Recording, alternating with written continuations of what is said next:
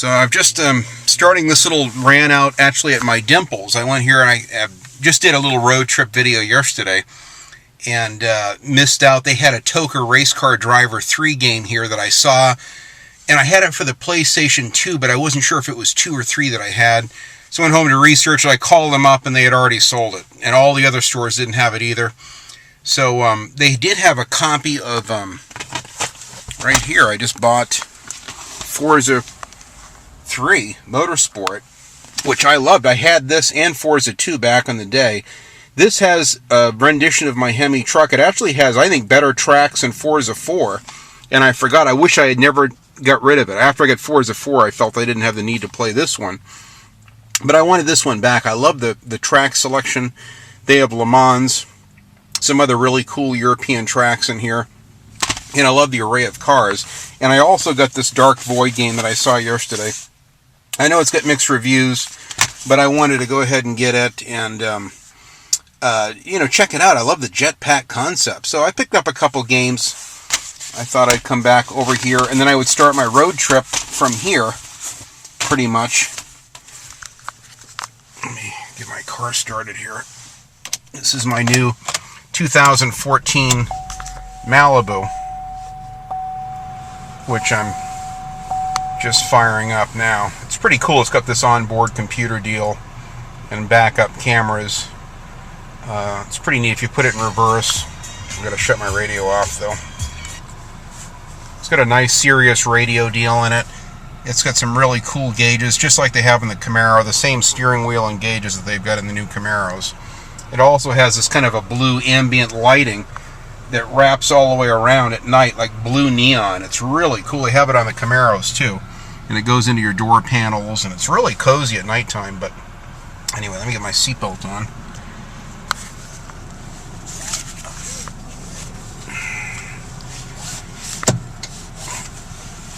I thought I'd take a little road trip and talk about my fascination with cars. I'm going to get the air on. It's already heating up here. It gets so warm in Sacramento. It's probably going to be in the 80s today. I wouldn't be surprised.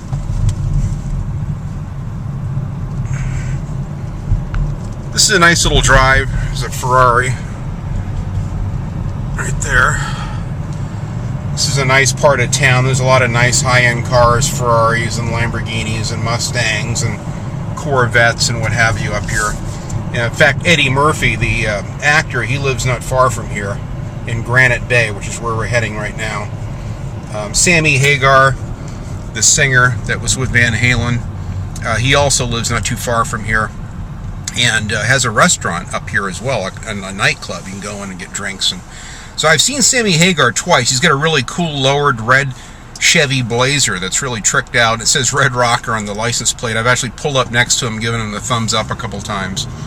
I've never seen Eddie Murphy up here, but Sacramento's a nice area. It's very nice. It's tree-lined next to Paris, France, and Indianapolis, Indiana. There's more trees here than virtually any other city. It's just a very heavy tree-lined area. It reminds me of New England. Gotta get this fucking air on in here. It's hot as a fuck. Okay, I've got the air going now. Perfect. So, this is a nice area. My wife and I were just tired of the rat race and the high cost of living in Los Angeles, and we moved up here in 2008, and I took a pretty good job up here for a while and made some good money, and then started my own business back up once I got settled. We lost everything down south, so this is like a new beginning for us, and we really like the area quite a bit. But anyway, getting on to my rant on cars, I've always had this love for cars since I was a kid. I mean, it goes way back to the 60s. My dad never really was a car person. He had, we always had nice little family cars. He didn't have a lot of money. He liked Datsuns, so we had, Datsun 510s, Datsun 510 wagons. He had a little Datsun 1600 from like 1972. So we had a lot of smaller cars. A little bit later, he would drive, like in 1975, he bought a Ford Granada family car Ford. I always kind of drove average cars. He never really was into speed and racing, and had really no love for cars like I did. So I don't know where that came from. As far as the love for cars, I think it came from my uncle. My aunt married this dude that loved cars and drag racing back in the 60s. And he had an excavation business with his own dump truck and backhoe and all this stuff, and trailers and pickup trucks, and everything was loud and had motors and belched out black smoke. And his love, or his toy, was a 1968 442 Oldsmobile. Had a big block in it, and I remember he had this kind of a teardrop shaped reverse hood scoop on it. It was kind of a pale yellow with black 442 emblems and logos on it, and the thing was louder than shit. And he would give me rides in this thing when I was a kid, and it was just brutal. He lay rubber the length of our residential street. My dad never liked it. He would chew him out for doing it, and giving me rides in it. He also had a motorcycle, an old Triumph at the time, and he would take me on these just insane high-speed drives when I was a kid, 100 miles an hour or whatever. And I loved it. I never got that out of my system. Once I had a taste for speed and cars and drag racing and all of it, I was hooked. I was fascinated with cars. It's like it never got old. This is a pretty drive down through here. Now we're getting into the Granite Bay area. So, a little bit later in life, I started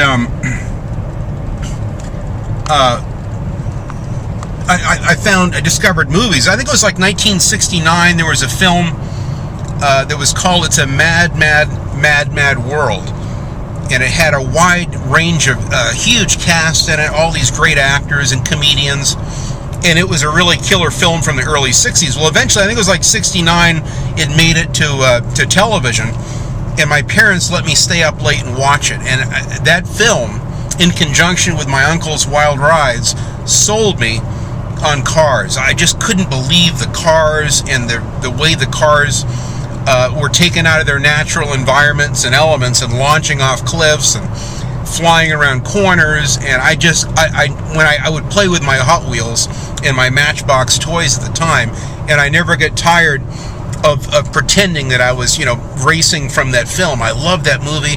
A couple of years later, I saw the movie Duel with my dad.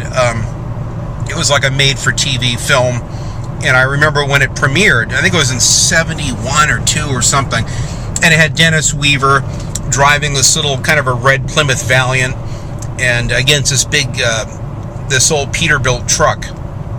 And it was just a great film, and just everything with cars in it I was fascinated with. My dad wouldn't even allow me to get hot rod magazines or anything that was of that era. He just didn't. He thought it was too extreme and it was just a waste. There's a nice Porsche. There's a lot of nice cars in this area. You'll see some old classics too. Lots of Cadillacs, Escalades, and Lincolns, and looks like a 370Z up ahead here too. So I love this area. I always take my truck out this way, and you can always get into some interesting little challenges with people when you can. Right now, it's just kind of a weekend. It's kind of busy out here, but sometimes early in the morning when I do my jobs, I do a lot of these high-end homes out here, and it's just fun to challenge people on the road. I've toned it way down compared to the old days, but it's a lot of fun. But so, my love for cars and in car movies, I watch, Dirty Mary and Crazy Larry with Peter Fonda, and I just was mesmerized. Adam Rourke was also in that, a great movie. And those were the kind of films, Vanishing Point from 1970 with Barry Newman. I was just enthralled with these. Bullet with Steve McQueen is fantastic. We live, 90 minutes from San Francisco, and I go over to San Francisco quite often, a couple times a year, and I have a ritual of going by Steve McQueen's old apartment from the movie Bullet, where he bought goes to the little corner market and buys his TV dinners, stacks them up. This car moves pretty good. It's not bad. It's pretty fast. Once you get it going, it's got a big 4-cylinder. But it doesn't have the neck snapping power of my 410 horsepower Hemi does in my truck. The truck I've modified, it's pretty fast, especially once you get it going. But these films are great, and we go and we see Steve McQueen's pad from that film Bullet. I have I've got some pictures of it here I'll show, but it's a fantastic film, and those films just left an incredible impression on my head, and so when I rode my skateboard and my bike, I would pretend I'm driving a car. I've just everything related back to cars. I also love trains, airplanes, anything with a motor, and the smell of burning fuel and petrol and oil is a big deal. Guy's broken down on the road back there in an old Chevy truck. This is a nice road here. My truck hauls ass around some of these curves. I've got to get my suspension modified on my truck. I have one more payment left, and it'll be paid off. And then I'm going to start working on it. I'm going to modify the suspension to handle just a little bit better, and some new shocks, and the Porsche's on it. God, I can't even catch this guy. This guy's hauling ass. This Malibu runs pretty good. It was one of the better handling new cars that came out in 2014. I wanted my wife to get the new Camaro. We really want something with 4 doors though, because my daughter comes up, or my in-laws, and it's nice to have something when they fly up to take them out of town, and we can all pile in. And so this is perfect for trips to Santa Cruz and to San Francisco and stuff like that. Looks like a red Charger over there. I like those Chargers a lot too, with the Hemis in them. And you have to be careful too, because you get a lot of bike riders out here on the weekend. These guys like to monopolize the whole road like they own it. It can be a constant source of irritation, so you have to be careful. So when I was younger, I was more wild with the car stuff, but I still like to get on it today and have fun. You just have to be careful. I've got a perfect driving record. I want to keep it that way, so I get on it within reason, but you have to be careful. Guy that's kind of hogging up the road here in this old truck.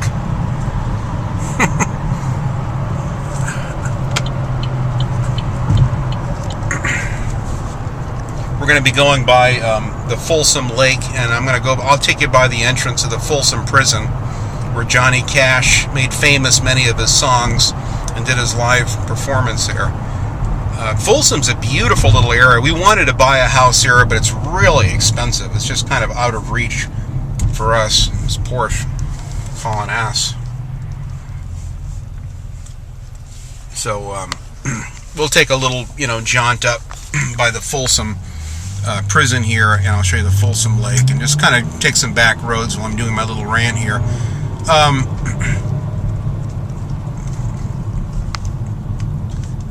But cars have been a big part of my life. So when I first get rid of my skateboard and my bicycle, it's like the hell with these things. I've got a car now. When I had my first license, my dad wouldn't allow me to have my driver's license, at 16, like all my friends. So I couldn't have a car. So I ended up, I'd always find clever ways around it.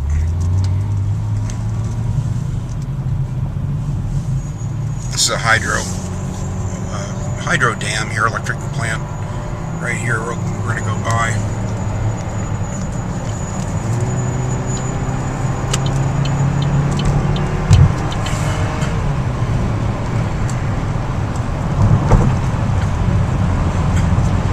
Beautiful dam here. This is a nice lake. We've had a kind of a drought lately. We're getting more rainfall right now, which is a big help because we need it. It gets very dry up here in California, and then they won't let you water your lawn and all that. So we've had a rash of rain lately, which brought the levels of the dam up. But it's been currently kind of at low levels. There's an old mining town at the bottom of this lake. They're working on the dam now, but it'll be interesting to see this when it's all done. But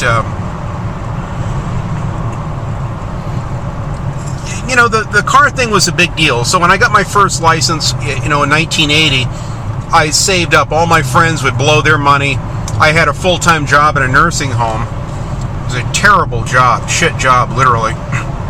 There's the lake there, beautiful lake. Oh, the levels are up. Yeah, the water levels are up.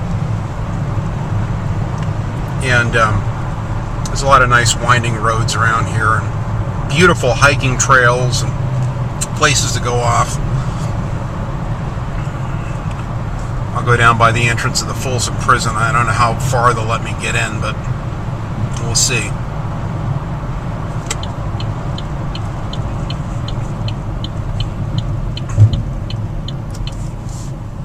Yeah, it's a really pretty area. There are a lot of older towns in areas around here.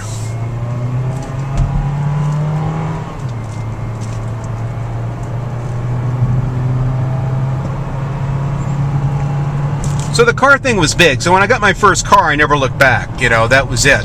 So I saved my money up. There's some of the prison signage. This is the beautiful farm area. You can see the lights of the prison above these hillsides. It's kind of hidden in this little valley.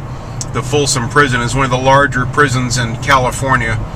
They put a lot of really hardcore convicts. The movie Heat, they had one of the guys, which reportedly was, you know, had done time in the Folsom Prison.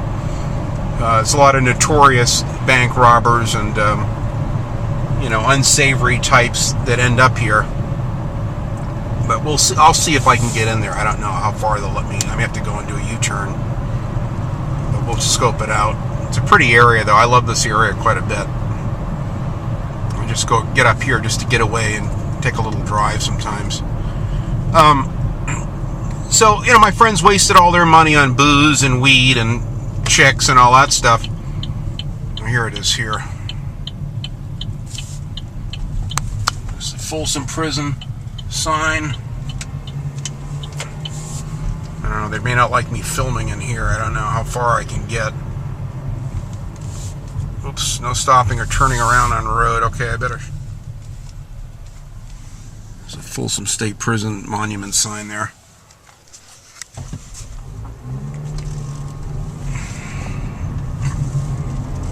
It's a pretty area. I thought I'd check it out. I'm going to take some other back roads around the back side of the Folsom Lake here. So I became, you know, the dude with the car that had the car which would take everyone to the beach or to the drive-in or out partying, and, you know, we'd pick up 6 packs of beer and go out in the woods and drive out somewhere and drink or whatever. The good old days, you know. And then the big thing, and then I moved shortly afterwards out to California. I sold that car. I had a 1970 Malibu was my first car, and I sold that one and then moved back to California. And I just wanted to be out there with my friends and all my buds. My dad kind of kicked me out, and I was kind of forced to go back to New Hampshire, where I got my license and my first car. I still have my first license plate off my first car, my New Hampshire license plate, with a live free or die, you know, motto on it, which I love as a libertarian. I think that's great. But so I came back and I wanted to get another car. It took me a while to save up and get one. So I ended up getting a damn bikes. Fuck, man. I ended up getting a 1974 Maverick Grabber, which I loved. It was orange with black stripes. I think I bought it like in, God, it was the early 80s, like 82. Late 81, 82, something like that. And it was a great car. I loved it. It had a 302 V8 in it. Really cool little car. I drove the piss out of that. A little bit later, I bought a green one that matched it. It was like a medium metallic green with dark green stripes on the rocker panels, and it said Maverick Grabber on it and all that stuff. And I had that for a while. It was a 75 one, and then I eventually sold that. But I had those cars for some time. Those were great cars. I had a lot of fun with them. What happened is that initially I would keep the cars, but I slowly would sell them over time. And I'd see something else that I had to have. You know, I was new with cars. I didn't know. Now, I kind of started off as kind of a Ford guy. I had a lot of Fords initially. And then I slowly started, you know, trying other types of cars. But a little bit later, I bought a 1978 Mercury Cougar, which I loved. It was a really nice, like a luxury car, but it handled nice. It had a big block 400 under the hood, and it had a lot of pickup and power. And I modified, you know, lowered the thing and did the exhaust on it so it sounded cool, and had these big turbo mufflers on it. and it really was the shit. I loved it. And then eventually I did a slowly customize that and did a beautiful customization deal of it. This is the El Dorado Hills area, by the way. Really pretty area. A lot of really high-end homes and stuff out here too. I took that and welded in the little opera windows in the back, took off all the body side moldings and welded in all the holes. And it took me like a year and a half to do it, but I slowly went through and did it all myself, and did the body on it and painted the car, and it made it into kind of like a NASCAR clone, because I used to race the old Ford Thunderbirds and a couple of those Cougars back in the late 70s at the Daytona 500 and a lot of these old NASCAR stock car tracks. So I was really into NASCAR, back in the day. That was the shit. I really thought that was cool. Now it's like it's overblown. It's overly commercialized. It's changed. It's lost its charm. It's no longer quote stock cars. It's modified quite a bit. So I'm not a big fan of it as much as I used to be. But back in the day, that was a big thing, and I used to love watching stock car races, either in person or what have you. So I've always had the fascination for racing in cars. And a little bit later, I modified that. That car got totaled. A guy in a brand new truck still had the stickers on the windows. He just bought it, and he ran a stop sign looking for an address and totaled that Cougar. I was heartbroken. Corvette. I was heartbroken over that, and I never really got over it. So I took the insurance money and bought something else. I ended up getting a 1985 brand new Dodge Shelby Charger, which was the car that Carroll Shelby endorsed. Now, Carroll Shelby was a Ford guy, but for a short while he got involved, had a collaboration with Chrysler, and he started doing some kind of really rare, very limited production cars. So I bought one of the very first models. They were limited edition and numbered. Each one had a little plaque with a number on it, and I had a brand new, my very first new car was a 1985 Dodge Shelby Charger with a 2.2 liter with a turbocharger. They also had a really impressive little aftermarket kit for it with a intercooler, which you could take it up to like 175 horsepower. But those cars were brutally fast for a big four-cylinder.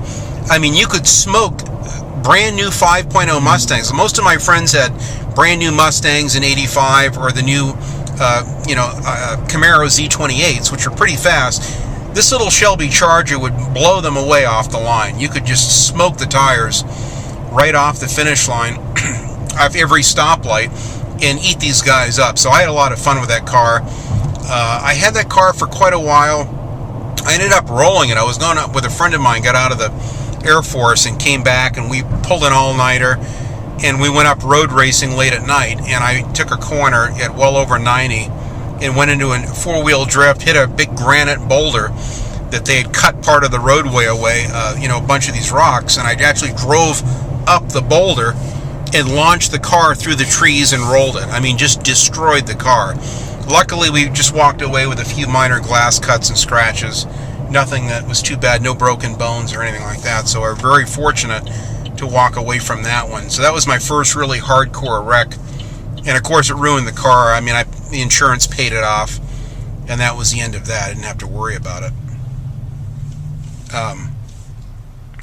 This is a pretty area up here. I really like this area. I do a lot of my homes that I paint are up in this whole region. So it's become, cars are pretty much a way of life. I have a lot of fun with them. I've had this Malibu makes car number 86. So I've had quite a few cars. It cost me 2 wives initially that didn't share my love for cars nor the money that I sunk into them. Oh, nice. Aston Martin there. Just drove by. And, I've learned. Now, when I met my present wife, she's really into cars. In fact, I met her because I painted her boss's stock car. One of my best friends down in Southern California, he ended up, his brother had a race car. It was racing stock cars out at Saga Speedway, the northern part of Los Angeles. And he goes, my brother needs someone to paint his race car. Would you like to, help out and donate your time and help him with a car? I said, yeah, I love racing, and I did a lot of stuff with racing. So I painted his race car, designed graphics and stripes for it, and I'd go to his place of work and use his photocopier to modify the sketches and blow the numbers up different sizes, and just to get a feel for how the compositions would look. And then he ended up choosing one of the designs, which I painted the car. But at the time, his secretary, or his bookkeeper, is my wife that I met now. Every time I go in, I would borrow her Scotch tape and use her scissors and stuff to modify these sketches. And she loved cars. She would go out and watch Gary race his race car, and he goes, "You're going to come out and watch us race out there?" I said, "Yeah." I said, "That's what it's all about. I'm going to be painting his car," and she loved that. So she was real. I had never met a chick that was into cars before, so I thought it was cool. And I just got it over, a pretty bad divorce with my second wife, and really wasn't sure if I wanted to get hooked up with a chick again. So, but we ended up getting married anyway. We had a blast together, and I've, built her some really nice cars. I mean, I got her. She had a little Honda Accord when I met her, and then later I got her some really nice.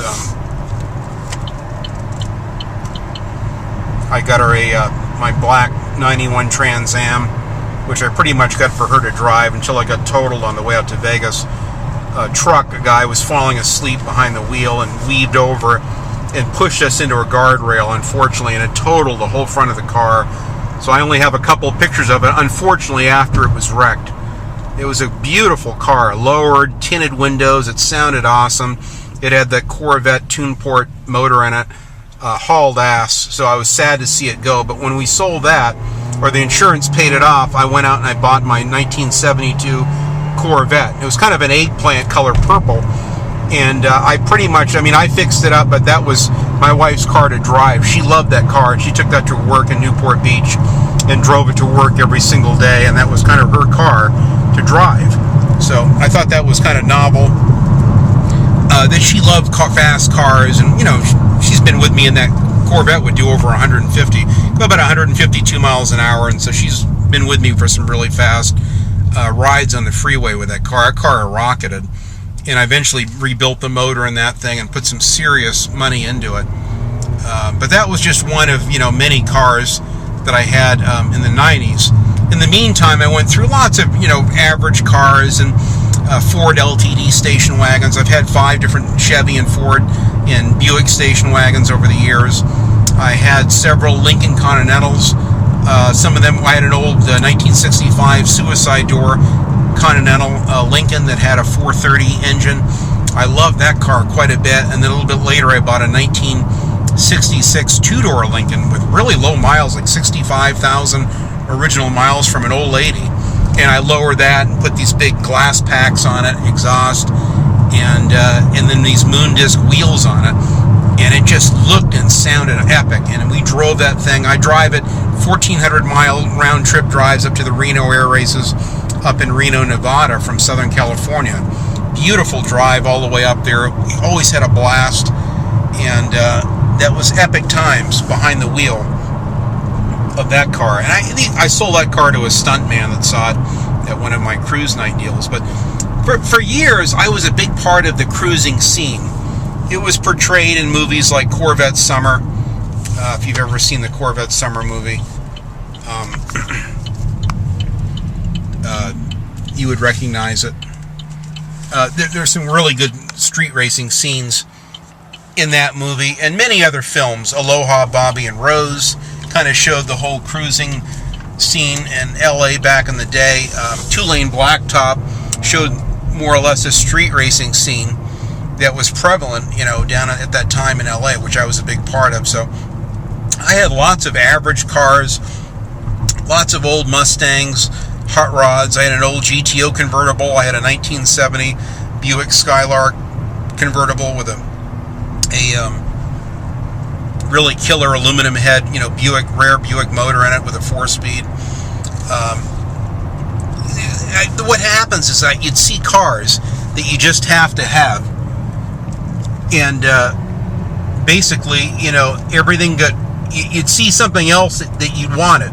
The grass was always greener on the other side, and that was one of my frustrations with cars, is that I never was satisfied.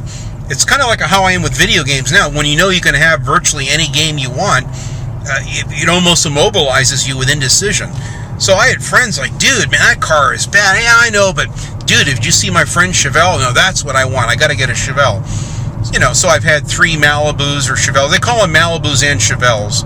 The Malibu was usually more of the standard stripped down model, and the Chevelle was the SS one. I had a real nice 1970 SS 396 Chevelle with a 4-speed 411 rear end. That car was brutal. You could pull up 45, 50 miles an hour down the street right next to 5.0 Mustangs and drop it down a gear and just smoke the tires, at 50 miles an hour. It was really a blast. And, lots of street racing. A little bit later, I got up into the whole Mulholland road racing scene that was up in the LA, in the Hollywood Hills. Mulholland Raceway used to go all the way to the coast from Hollywood. And then they eventually broke it up into some dirt road sections. But it really was a fantastic time to go up there and road race. Steve McQueen, many famous movie stars that were into cars lived up in the Hollywood Hills, and so they would, Steve McQueen actually wrecked one of his Jaguars up there, went right off one of the roads and completely walked away from it. And you'd see him up there on his motorbikes and motorcycles through road racing. I've never saw him personally, but that was like the epic, legendary place to go up on Friday nights and road race. And I had a couple friends that went over the edge, some people that I knew of friends that died going over the edge. But just for kicks, it was the thrill of taking a car up there, and we'd work at the suspension and lower it and put in the urethane bushings and the best shocks and stiffest, largest diameter sway bars. And I got into road racing early on. A lot of it, embarrassingly to say, was illegal street racing. It was not sanctioned events. I never had the big money to get into racing and trailer cars to the racetrack and all that, and it just wasn't my deal. So I get inspired from watching too many movies and TV shows and a little too much Starsky and Hutch type stuff as a kid, and that was the big thing. Was just it was racing. It was just racing and challenging people on the road, taking chances. Sometimes we'd do some really risky things at night. I wrecked quite a few cars in the process. Sometimes it would be something like a spindle breaking or a wheel bearing going out. Other times it would just be driver error and me going off the road, understeering, into a guardrail or something. So, but to me, that's how you learned, was by going over the edge. Sometimes when you went too far and went over the edge, you learned that, well, I guess I'm going to have to, I can't take that turn at 80 anymore. Maybe I should take it at 70 or 75 next time.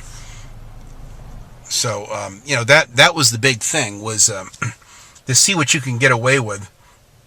And I even had some, altercations with the police without elaborating too much on it. I've had 4 excursions with the police that I was able to get away. One of them was with another friend driving. 3 of them was with me behind the wheel, and several, police cars in tow. This was back, in the 80s, a long time ago. I would never do that or advocate that kind of driving now. But as a kid, I just watched way too many films, and I was brazen. I felt invincible behind the wheel, so I kind of acted that out. I mean, I would, smoke the tires virtually off every stoplight. So I had friends of mine that were like, God, Dean, you're butcherous on cars. I mean, you're just really hard on them. I go, that's what they're for. It's not my fault if the thing can't take it. You decide to spend the money. I made good money at the time, especially in Los Angeles, and I just would spend the money and build better brakes and better suspensions. And I put in a bigger motor with better parts, so it could take it. And then I blow those motors up and put another one in. So it became a very expensive hobby, but the cars were cheap at the time. The cars were really cheap. It's a really pretty area. I like these homes and stuff out here. you could buy these cars, a lot of them for, my Dodge Charger I bought for $850, one of them. The other Charger, my RTSC, which is worth over 70 grand today, I think I paid $2,100 or $2,200 for it back in the day. Those cars were dirt cheap. No one wanted them. You get people in Beamers and Porsches who drive by and give you the finger. Oh, you're, one of those hot rodders, whatever. But to me, I would show them that the American cars could handle just as well as the other ones. I had a couple little Mercury Capris that I made into some road racers and had a lot of fun with those too. But for the most part, I just loved cars. I just loved racing them, driving them, fixing them up. I could rebuild some of the motors myself, but in the end, I would break something and have to rely on a friend to bail me out, to help me. I would do my own brakes and alternators and tune-ups and put my own carburetors and intake manifolds on and experiment with camshafts and lifters and different, valve springs, and I would try everything. I'd read entirely way too many car magazines and got carried away with the car deal. But I had a lot of cars. I also got into some Trans Ams. I sold my suicide door Lincoln Continental at 65, and I bought a super clean Smokey and the Bandit 1978 Trans Am with a 4-speed, a Pontiac 400. It didn't have the T-tops though, but it had everything else. It even had the rear window louvers on it. That car was like show condition. I took it to several car shows and entered it. Took it to some Pontiac car shows. It did pretty well in the car shows. A lot of people loved it. I also had another black one at the same time. A friend of mine had a black one, and we put a Pontiac 428 big block in it, and that thing hauled ass. That car was insane. And I launched that over a center divider at 115 miles an hour and destroyed that car. There was nothing left of it, unfortunately, and walked away from that. Luckily, just missed a aggregate concrete light pole at 115 behind LAX, the LA airport. There's some roads, kind of abandoned areas back there where you can just go up and down the road, and someone cut me off intentionally and forced me into a high-speed slide, and I lost control and ruined that car. But I kept my real nice Trans Am. I kept for a while and then sold that.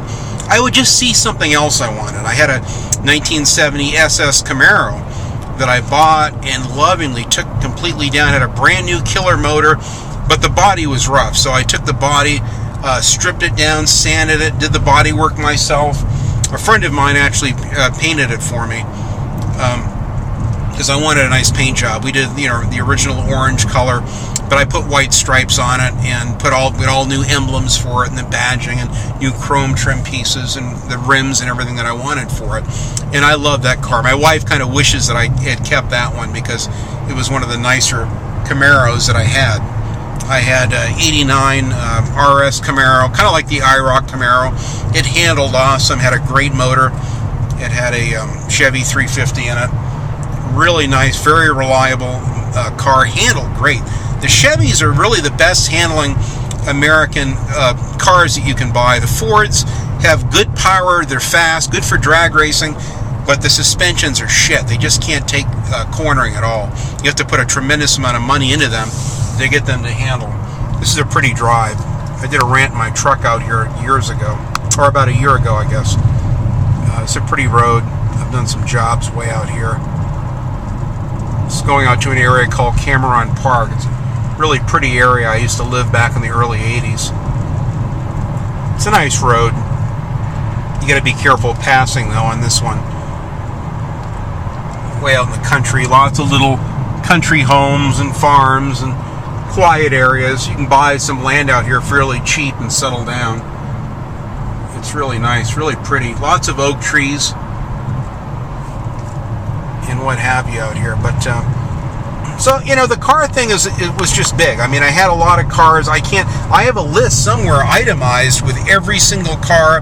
I haven't updated in a while. I have to find the list. I still have it, and including how much money I put in each one, and it's a tremendous amount of money. I could have had a home in Malibu for what these damn cars have cost me over the years.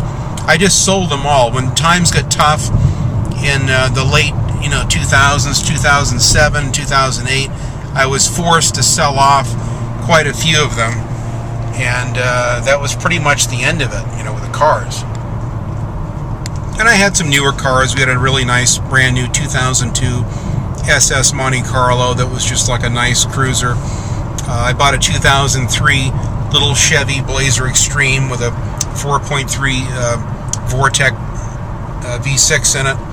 I really loved that. That was a nice little truck, lowered with really nice paint job. I painted the stripes and did the SS graphics on it myself. And other cars. My El Camino, I had a 87 El Camino that was absolutely gorgeous. When I sold it, I advertised it as one of the cleanest 87 El Caminos in the country. It was the last year of the El Camino. Mark Bussler loves the pictures of it. I used to send him pictures of it before he bought his, and he was contemplating getting one of the newer ones, but didn't know much about them, wanted more of a classic style. That car was epic. It had a ZZ4 GM Performance crate motor with 10.5 to 1 compression, aluminum heads. You could do a 300-400 foot burnout, kind of like I can with my Hemi truck. It had about almost the identical power. My truck is probably a little faster, but it just would do great burnouts. A tremendous amount of fun driving that truck, or that El Camino. They're more of a car that looks like a pickup truck. They're pretty popular here. And I had 3 Rancheros. At a 1960 Ranchero that I bought at my car lot, where I bought 15 cars from this one car lot. I love these guys. They saw me coming. I can go in there with no money down and drive out with something. They love me. I spent a lot of money there. My 72 Corvette, my 91 Trans Am. I had an 86 T-Bird. It was really nice with a Mustang GT motor in it and lowered suspension. That thing hauled ass, and I bought that at that car lot. I had a 79 Ford Ranchero with wood grain. Really nice, clean, big, roomy, comfortable car with a nice ride. I also bought that, at the time. But again, most of these big cars, gas at the time was, when I started driving, was like 64, 69 cents a gallon. It's changed since then. Now, we're paying, here's some gas prices here. They're like $4 a gallon. Now, this is out in the middle of nowhere, so the gas prices are high here. But they're about high threes, like $3.89 a gallon right now at the cheaper gas stations. Some of them are close to $4 a gallon. I know compared to Europe, that's not very expensive. I know you guys pay a lot more money. Canada, too, is a premium. So, I remember when gas hit $1 a gallon, we were outraged. I'm like, 99 cents a gallon. What the hell is the world coming to? I couldn't believe it. And back then, everything I had was a 460 big block Ford or a 440 Magnum. I even had the old Bluesmobile, the 1974 Dodge Monaco that was in the wonderful film The Blues Brothers. That was a car. My dad was a pastor. He had a church. Someone abandoned it behind a church. I said, man, I got to have that. That's a Bluesmobile. So I took it and got the paperwork in order as an abandoned car, put it in my name, and had that car for years and painted it when I was into skateboarding. I'd take all my skateboard buddies in it. I sold it to my ex-brother-in-law who's a skateboarder.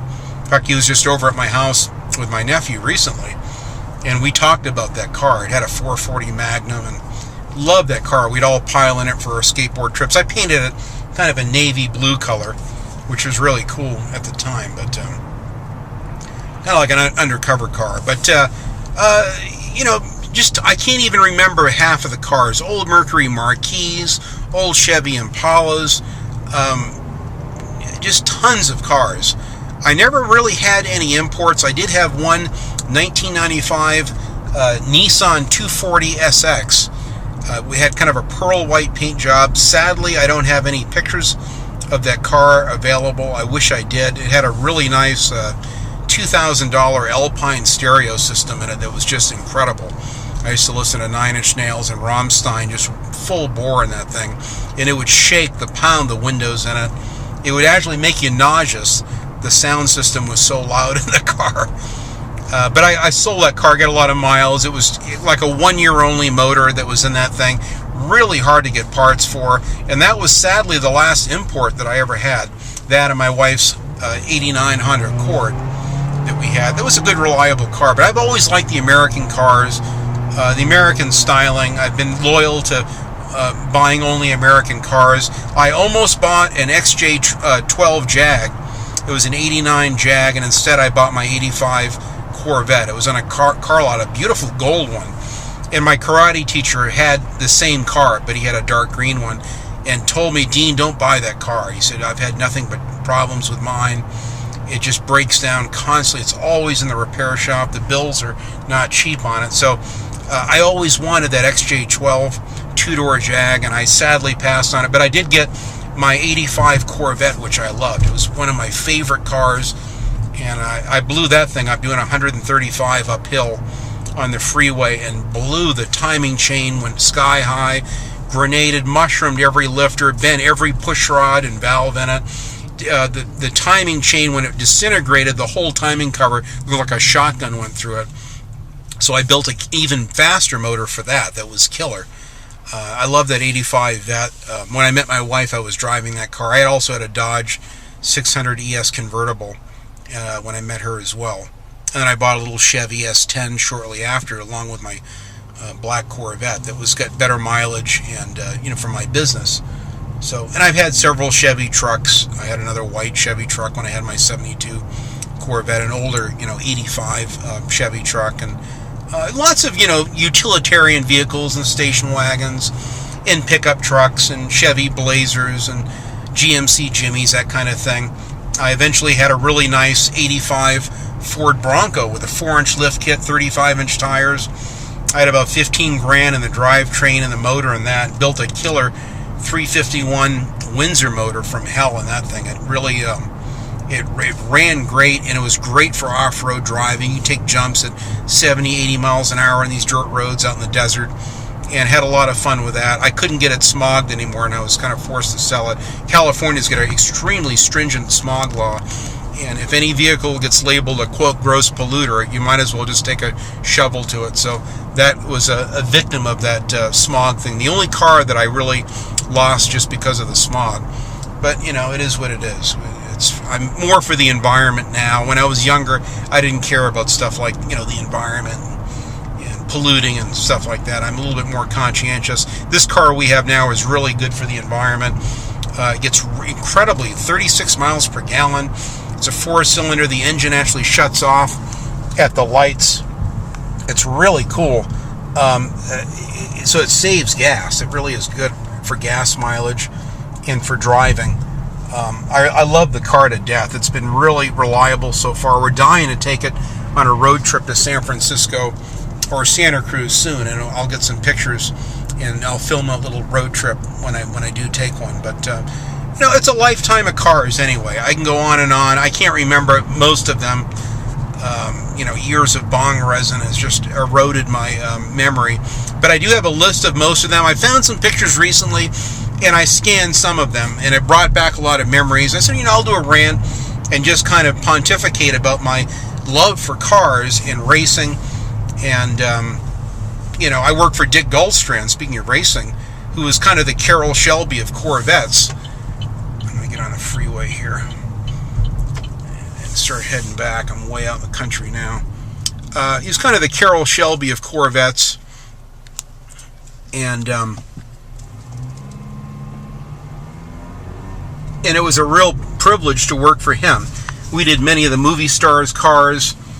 We built the Hummer, the very first Hummer from American General for Arnold Schwarzenegger. So I got to see Arnold Schwarzenegger one day.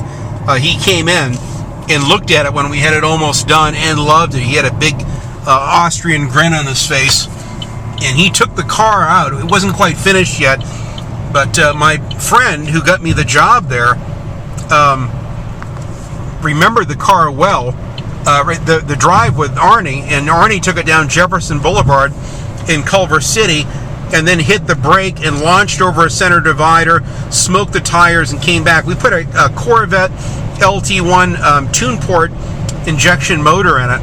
It was the first time that had been done. Now you can buy the Hummers, come with a GM, motor that's like the same ones in the Suburbans and the Chevy Tahoes, but at the time, it wasn't an option. So I think he paid like 80 or 100 grand, to modify that, and it was really cool. I sat in the Hummer a couple times. He had a special plaque that was actually from American General in the door jamb. It said, This Hummer is specially made for Arnold Schwarzenegger from American General. On the console, he had this expensive, beautiful turquoise and silver lighter, and all of it. He had 3 or 4 stogies sitting on top of the console inside, rolling around. I was always tempted to take one of those stogies as just a souvenir, but we were real careful. We would never take anything that didn't belong to us, especially there. And I love Schwarzenegger. I wouldn't take anything from him. In fact, after he took possession of the Hummer, it broke down one night at his place up in Brentwood. They called me up. I had my red Lincoln Continental at the time. I had a 2-door Mark V Lincoln, and I drove up there with a heater hose and my mechanic to fix his I met his bodyguards. I didn't see him there, but I got to see his beautiful home in Brentwood and go up through the gates, and met with his bodyguards, which are cool as shit. And my friend put the heater hose on. I just talked with his bodyguards, and then we left. So we also did a 600 horsepower 66 Mustang convertible for Charlie Sheen, the actor. Him I never saw. His assistant would come in and give us more money and go over the car. But I worked at this place called Goldstrand Engineering, initially detailing cars, because I was renowned for my beautiful car detailing and did a great job. And my friend, who was my neighbor, was one of his head engine builders for all of these super high-end Corvettes. So I got to work with him and I washed and detailed the cars initially as a part-time job. Later, they saw my driving ability, and they hired me full-time to detail the cars and to be one of the drivers for Goldstrand. We'd test a lot of cars out. We'd put new speedometers in them, and we'd have to road test them. So I did a lot of road tests on a lot of movie stars' cars. Robert Carradine, that was in Revenge of the Nerds, or one of those nerd movies. I think he's related to David Carradine, the actor. He came in quite often. You'd see him in there, and he had like an old police car that we modified with a killer 440 Magnum motor, kind of like an undercover car. And he's just a weird character. But we did a lot of movie stars' cars and people that had money and attorneys and what have you. A lot of people would come in with Corvettes. We put lower gears in them so they could pull the 6-gear and the 6-speed trannies and what have you. And it really was a lot of fun. We really enjoyed that job. Really rewarding. We also built the 200+ mile-an-hour cars that go out for the Silver State Classic. At the time, I had a blue 1970 Malibu that I was modifying for that race, and then I sold it before I finished the car. I put a full roll cage in it. I put a 32-gallon fuel cell so it could do the race without stopping for gas. It's a 92-mile open road race, and I got to drive as a co-navigator a 219-mile-an-hour Lingenfelter Corvette that we built. Unfortunately, the friend of mine that owned that car, which I drove with him in that race, he died just a couple years ago in San Diego in another Corvette. Hit a concrete wall and it killed him instantly. But it was a great car. One of my finer memories of driving that car. The car was incredible, had a tremendous amount of torque and power, and we actually came in I think third in the race. It was a real F40 Ferrari that beat us. They stopped the race near the end of it. A guy in a 959 Porsche died. The air got under it at 240. It lifted off the ground like a plane, and it killed him. So the race goes through 3 counties, and they have to get a coroner from that county to come out and to do the examination, for the death and everything. So we had to stop the race. But the local the Nevada Highway Patrol escorted us the rest of the way at 80-85 through the rest of the race, which is cool. So it was a great chance to work and drive some fast race cars, and I really had a lot of fun at that job. So that was one of my highlights of living and working in Los Angeles, was that car, and going to that, being a part of that race and events out there. But cars are just a big thing. I've always loved them. I've got a big thing for cars. I can't afford them now after losing all my cars. The last car that I built was a 1968 Ford Galaxy Fastback, and I made kind of a NASCAR clone. The motor was all gone through and done in the car, but a friend of mine did the motor in it, and it was a used motor, but he'd gone through and freshened it up, and it ran like a bat out of hell. It sounded awesome. So, and you don't see too many of the the Galaxy 500 fastback cars. Most of them had a trunk. So I made it into a rare kind of a NASCAR clone, like they had back at Talladega and the old Daytona races back in the 60s. And that was a really cool car. I had a lot of car shows out in the high desert where I used to live in Southern California, and I got a lot of recognition. I was selling my car paintings at the time, so I had a little sticker. It said Dean's Cool Cars on my front fenders. I even researched and found original 1968 decals for the front fenders that were really hard to find. I found them on eBay, and replated the chrome bumpers, found all the unblemished stainless trim for the car, took the door handles off like the real stock cars, had the metal brackets for the back window, the whole deal, just like a real stock car. And I just ran out of money before I could finish the motor and the interior. But I lost everything in that economic collapse of '07. That was the first car that went, was that Galaxy, sadly. So that's the last car that I've built. It's so costly now. These Barrett-Jackson auctions and a lot of these high-end auctions and reality TV shows have destroyed the value of these classic cars and muscle cars. If I had had the foresight to hang on to a few of them, I could probably retire now. That RTSC 69 Charger was one of 2,100 made. Those are going for $70,000 to $100,000 now, but who knew? I was too busy buying them and doing burnouts with them and having fun. A couple of them I knew they were valuable, and I decided to hang on to those cars just in case, and I'm glad I did. And I got good money for them. I actually lived off the money of a couple of those cars for about a year and a half or so before we finally lost our home. But it'll be a while before I buy anything else. I'm happy with my truck. I ironically, as of this recording, have only one more payment left on it, and then it's mine after 6 years of $555 a month. So I'm going to have a lot more money for games and consoles once it's paid off. I'm going to, like I said, do some modifications to the suspension, and I'm going to buy a new set of rims for it. I've got brand new tires and ceramic brakes on it now, but I want to get some really nice rims that I've been looking at for a while now, and I'll do a few other mods on it as well. But it's pretty much good the way it is. I modified that. It had these big Hemi decals on it when I first bought it. It looked cool, but it was kind of a Starsky and Hutch looking, very loud paint job. And the cops, I got like 4 tickets in 6 months with that thing. So I said, you know what, I got to get rid of these decals. I took a heat gun, took all the decals off, and I came up with my own 1970 Roadrunner GTX paint scheme and painted an authentic 1970 Roadrunner GTX hood stripes on the hood, and did the authentic 1968 GTX emblem on the tailgate and the quarter panels and on the door panels and stuff like that. So I like to do kind of my own little custom variations of cars. I think that's cool. It's something I've always enjoyed doing, and it's just fun to play with cars and to have fun. I love customizing, modifying them. I just can't afford it anymore. I mean, I can barely afford gaming now.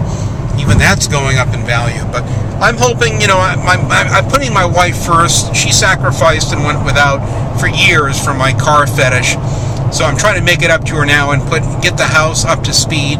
I just bought her this Malibu recently. Her car of 10 years just getting a lot of miles and having a lot of problems. So I finally got rid of it. And found a little lake right over here. Really pretty little areas. Get off the freeway soon. This is where I saw Sammy Hagar. The Red Rocker was off on the street up here.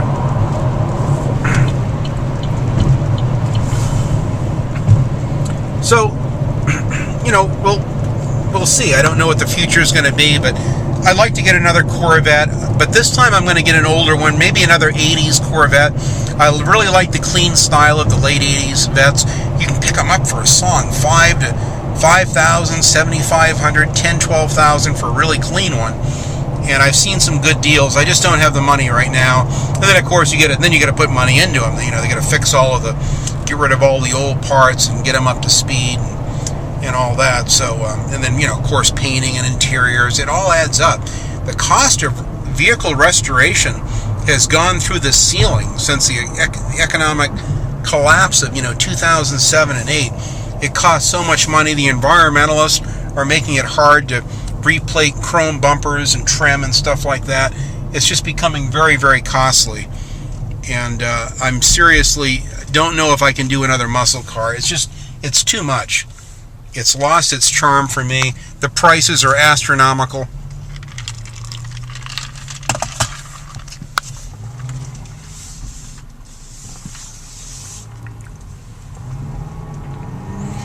The prices are astronomical for cars.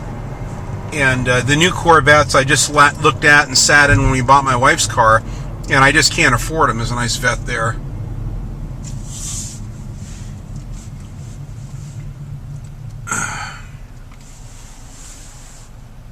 That's what I'd like to have, but I don't know the money. You can get these at car lots relatively cheap. Some of them are under $20,000. But I got to wait to get my, after buying the house and everything else, we're just really tapped. It's going to be probably a few years before I can get back to it, if I even get another car at all. I like my truck. My truck, I'm forced to use it for work, so I figured, well, I might as well have something that's me. So I kind of gave it a retro muscle car, styling, and it sounds just like a 440 Magnum. That Hemi motor, it sounds a lot like the old big block Chryslers that I had quite a few of back in the day. I used to have a lot of 3D3 Magnums. I had one Charger with a 3D3 Magnum and another one with a 440 Magnum, and it has that Chrysler authentic sound, just like some of the new Ford Mustangs, some of that nostalgic Ford sound from the old days. Each car has its own signature sound to them, which is cool.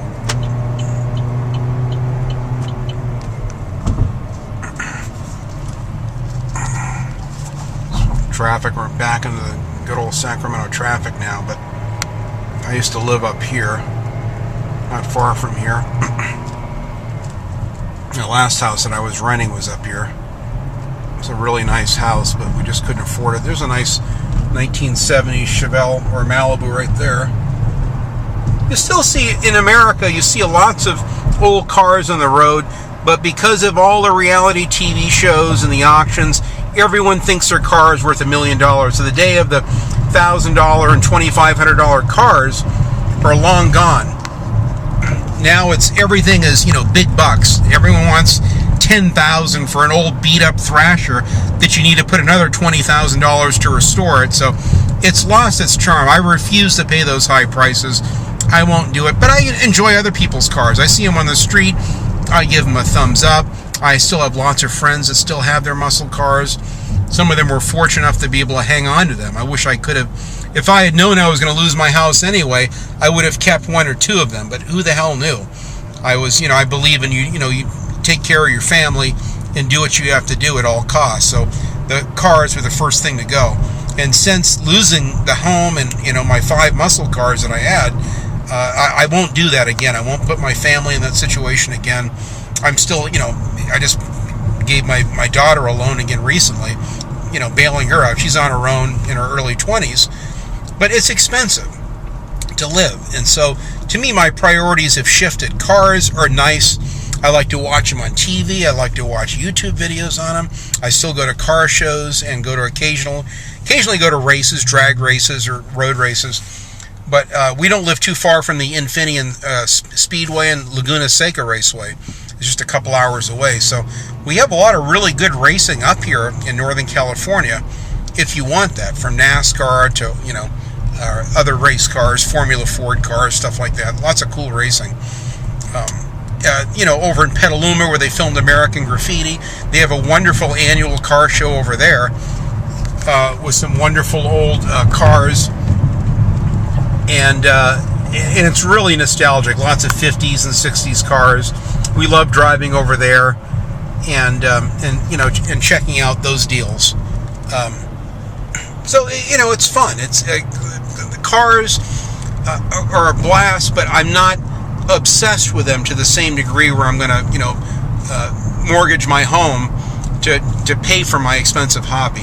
If and when I can afford it down the road, then I'll get another car, probably another older Corvette, or who knows. I mean, I've had every American car company, a car from each company except for a Cadillac. I had 5 Lincolns. I had a really nice 89 LSC Mark 7 Lincoln that had like a Mustang GT motor with headers in it. It hauled ass. I lowered that, had a nice exhaust on it, and it was pretty cool. But I can't afford the cars anymore. It's just too much. So we'll see. We'll see what the future holds. But, leave in the comments the cars that you had over the years. Were your favorite cars? What are your dream cars? What are the cars that, if, money wasn't an object, that you'd love to have? To me, just daydreaming about them is enough. I can enjoy my friends' cars. I can enjoy the YouTube videos, the TV shows, the reality shows, even all of it. That, to me, is fun enough. It's a nice black Vet across the street. He's on it. Sounds good. It's got a 4-speed or 5-speed on it, probably. I never get tired of them. I'm like a little kid every time I hear one rev up or go by. I like doing my little, road trip videos with my truck. I know some of you get a kick out of it. Some people probably are not, impressed with something that's not overly great for the environment. I understand that. I'm kind of the same way myself now as I'm getting older. But I have good memories looking back at those 86 vehicles. I wish I could have kept 2 or 3 of them over the years, but what are you going to do? But put in the comments what, the cars that you like, the cars that if, money wasn't an object, what would you like to have? I really would love to hear it. So hopefully you enjoyed my little, rant on cars. I try to show a little slideshow of a few things just to show you my taste of cars and what I've had over the years. There's quite a few. Another nice white Vet. I can never, always, there's a nice Mustang over there. Always, there's an old Chevy Nova. So it's just nice. I love to see cars. I never get tired of them. We have a lot of them in Northern California. Southern California is like the car mecca. There's just every type of Lamborghini, Ferrari, muscle car, race cars on the street, illegal street racing, everything. It's all cool. So, I hope you guys enjoyed this little rant. Thanks for watching. Leave some comments and enjoy your cars, your games, the things in life that you're passionate about. Enjoy them, because that's why we're here, to enjoy life. At the end of the day, we're all going to leave everything. But while we're here, let's enjoy what we have. Let's enjoy life and all it has to offer. That's really what it really is all about. Thanks again, guys, and thanks for watching. Bye.